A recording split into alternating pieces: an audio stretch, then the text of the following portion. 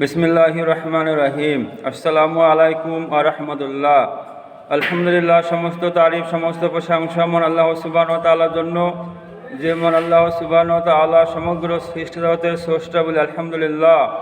তারপরে সৃষ্টির সেরা দুজনের নবী মুহাম্মদ মুস্তাফা সাল্লাল্লাহু আলাইহি ওয়াসাল্লাম, যিনার অক্লান্ত মেহনত, পরিশ্রম এবং অন্তর ফিকিরের মধ্য দিয়ে আমাদের কাছে দিন পৌঁছেছে, আমরা পরিপূর্ণ ইসলাম পেয়েছি। সে পিয়ারা হাবিব মুহাম্মদ মুস্তাফা সাল্লাল্লাহু আলাইহি ওয়াসাল্লামের উপর দরুদ শরীফ পাঠ করি, সাল্লাল্লাহু আলাইহি ওয়াসাল্লাম।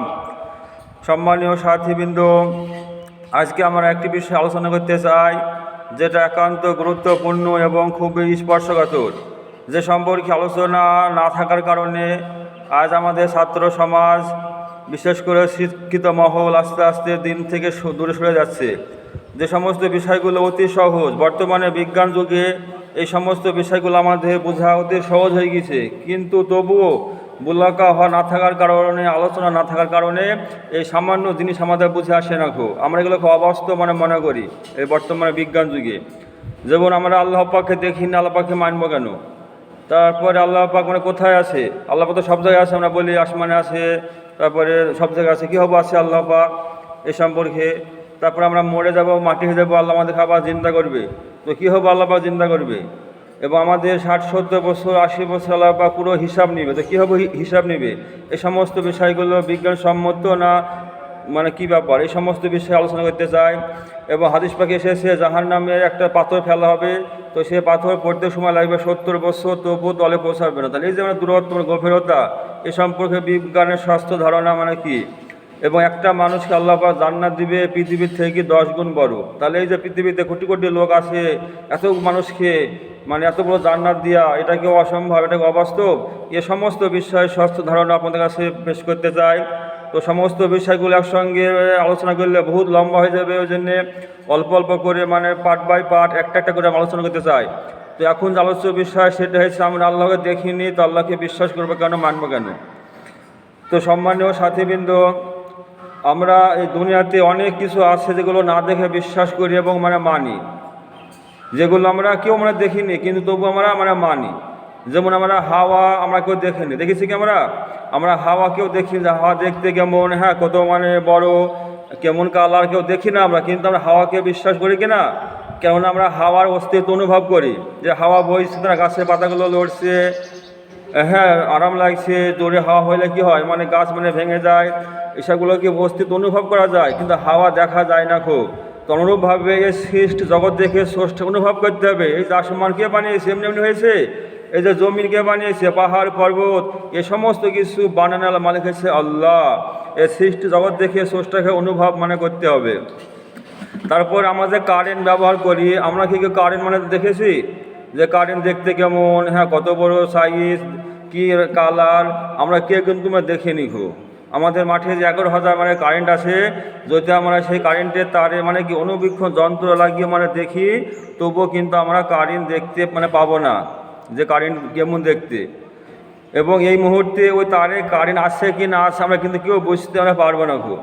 তাহলে কি আমরা কারেন্টকে বিশ্বাস করবো না? হ্যাঁ, আমরা কারেন্ট বিশ্বাস করবো, কেননা কারেন্টের অস্তিত্ব অনুভব করা যায়। যে আমরা কি সুইচ টিপছি, তো কি লাইট জ্বলছে, কলকারখানা চলছে, সমস্ত কি সিস্টেম ঠিকঠাক চলছে, তো কারেন্ট আছে।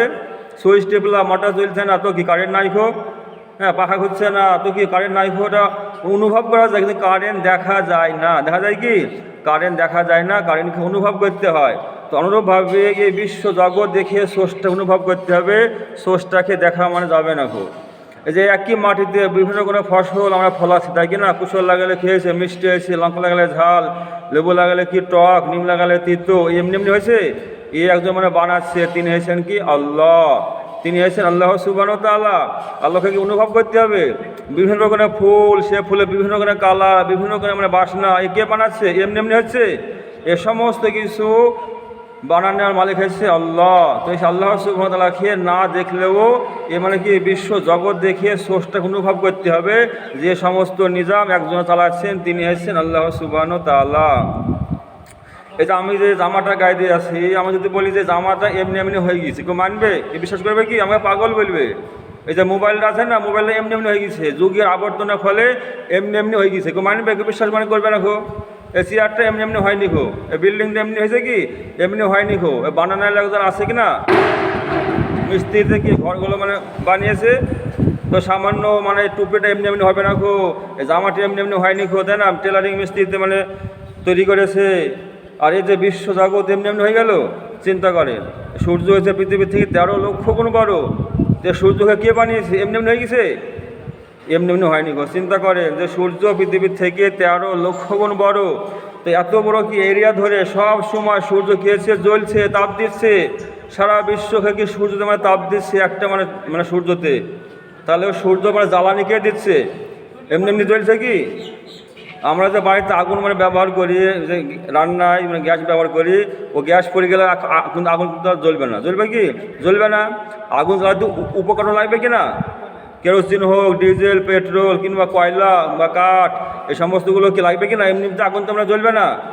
তাহলে এই যে সূর্য এত বড় মানে সূর্য পৃথিবীর থেকে 13 লক্ষ গুণ বড় এরিয়া ধরে ও সব সময় একদিন নয় দুদিন নয় কোটি কোটি বছর ধরে একই মানে জ্বলছে, ও কে জ্বালাচ্ছে, এমনি এমনি জ্বলছে না, ও সূর্যকে যে জ্বালাচ্ছেন তিনি হচ্ছে আল্লাহ। তো আল্লাহ সুবহানাহু ওয়া তাআলাকে দেখা যাবে না, এই সৃষ্টি জগৎ দেখে স্রষ্টাকে অনুভব করতে হবে।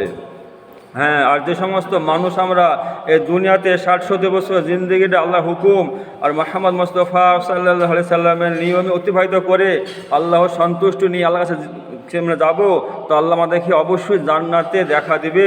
আমরা প্রত্যেকে ইমানদার, আল্লাহকে জান্নাতে দেখতে পাবো, কিন্তু দুনিয়ায় দেখা যাবে না, দুনিয়াতে দেখা যাবে না, খুব আল্লাহকে অনুভব করতে হবে।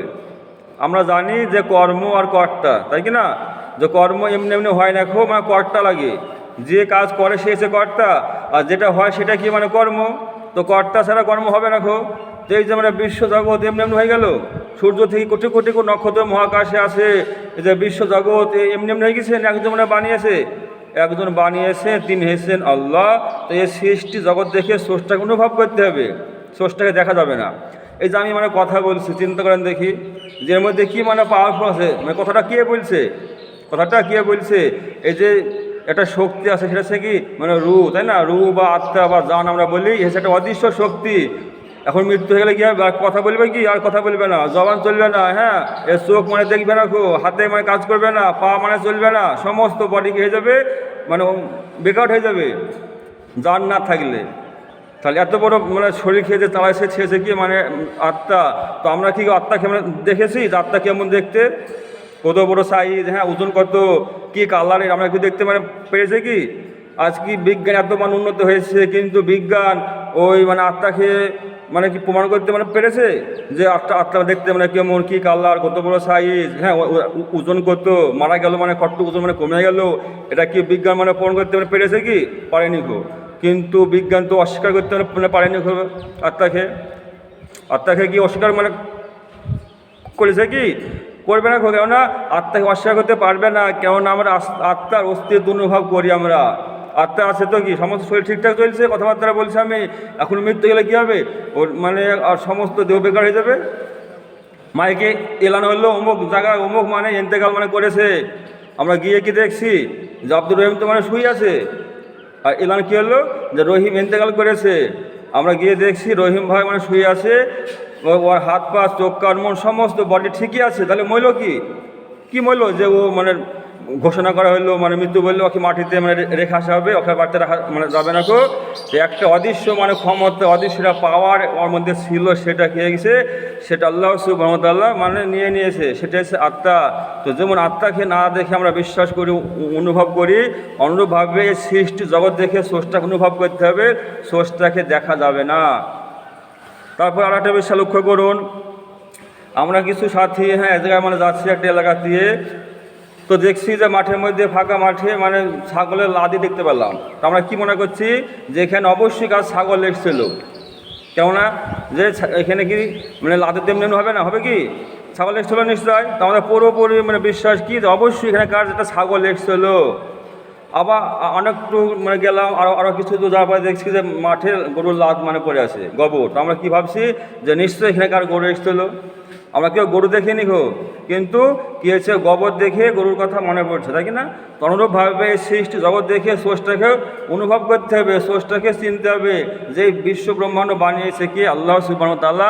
এই বিশ্ব ব্রহ্মাণ্ড এমনি এমনি হয়নি, আর পিছনে মহা একটা শক্তি আছে যিনি সমস্ত কিছুকে চালাচ্ছেন, তিনি হচ্ছেন আল্লাহ। তারপরে আমরা আরও দূর গেলাম, কিছু দূরে মাঠে, তারপরে দেখছি এটা মাঠে লোক নাই, জন নয়, ফাঁকা মাঠ, আর সেখানটাকে আমরা বাড়ি দেখতে পাচ্ছি, পাকা বাড়ি, বিল্ডিং, লোকজন কেউ হয় না। তো আমরা কী মানে বলবো, এখানে কী ভাববো যে এখানে কোনো লোক নাই, জন নাই, দেখছি না কিছু, এ বাড়িটা এমনি এমনি হয়ে গেছে।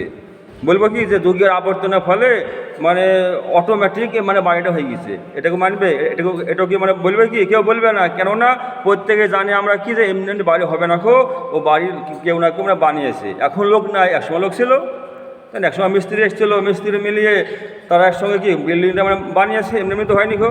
তাহলে কী হয়েছে, বিল্ডিং দেখে মিস্ত্রির কথা মনে পড়ছে যে হ্যাঁ এই বাড়িটা মিস্ত্রিতে মানে বানিয়েছে, এমনি এমনি হয়নি গো। তো অনুরূপভাবে সৃষ্টি জগৎ দেখিয়ে স্রষ্টা অনুভব করতে হবে যে সমস্ত কিছু বানানোর মালিক হয়েছে আল্লাহ।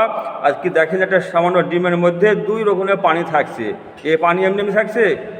পানি কে মানে ওর ভিতরে রাখলো? কত মিষ্টি রাখো, এ বানানোর মালিক হচ্ছে আল্লাহ। তো এই সৃষ্টি জগৎ দেখে স্রষ্টাকে অনুভব করতে হবে, স্রষ্টাকে দেখা যাবে না।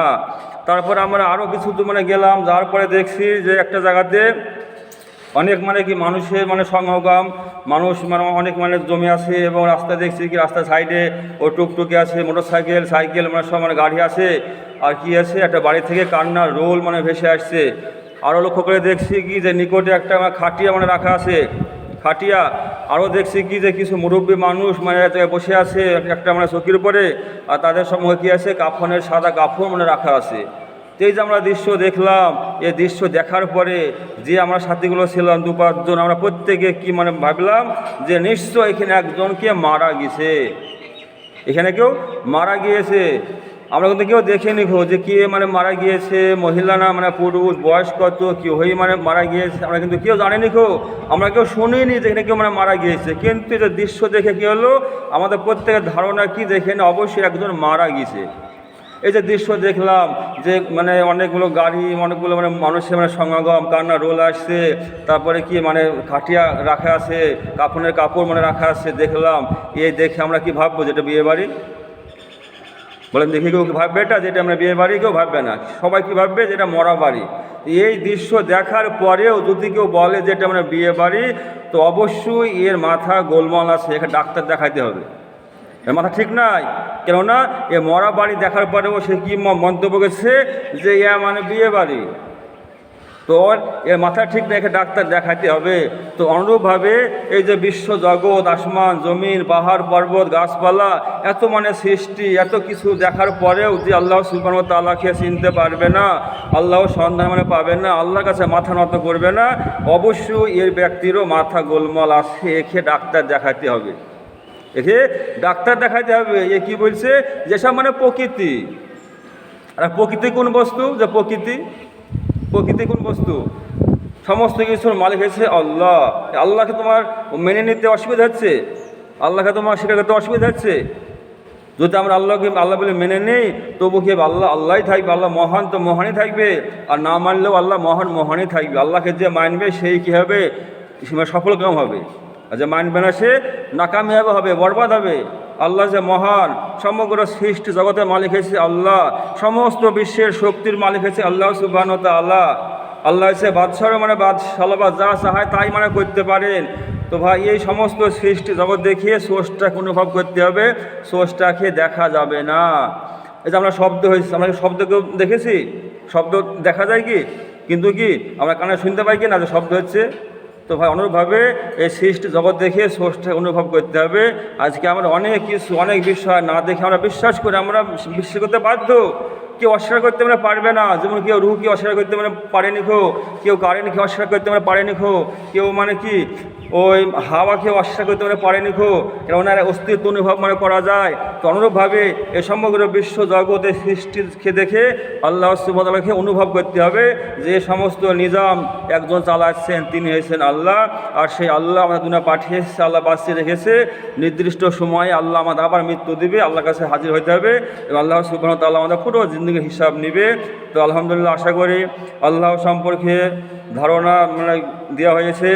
এখন আমাদের নেক্সট মানে পরে যে ভিডিও আসছে সেটা হচ্ছে আল্লাহ সুবহানাহু ওয়া তাআলা আমাদেরকে কীভাবে জিন্দা করবে, এবং আল্লাহ পাক সব জায়গায় আছে। আল্লাহ পাক মানে কোথায় আছে, দ্বিতীয় পাঠে আসছে আল্লাহ পাক মানে কোথায় আছে। আমরা বলি আসমানে আছে, আমরা বলি কি আল্লাহ তো মানে আকাশে আছে। তো আল্লাহ পাক কোথায় আছে এ সম্পর্কে স্বচ্ছ ধারণা নিয়ে পরে ভিডিও আসছে, আপনারা দেখতে থাকুন। আর প্রয়োজনে আপনারা ফোন করবেন 96 47 25 00 54। আল্লাহ সুবহানাহু ওয়া তাআলা আমাদের প্রত্যেককে আল্লাহ সম্পর্কে সঠিক ধারণা জেনে আল্লাহ পাকের হুকুম মানে পুরা করা তৌফিক দান করুক। আল্লাহুম্মা আমিন, আল্লাহুম্মা আমিন।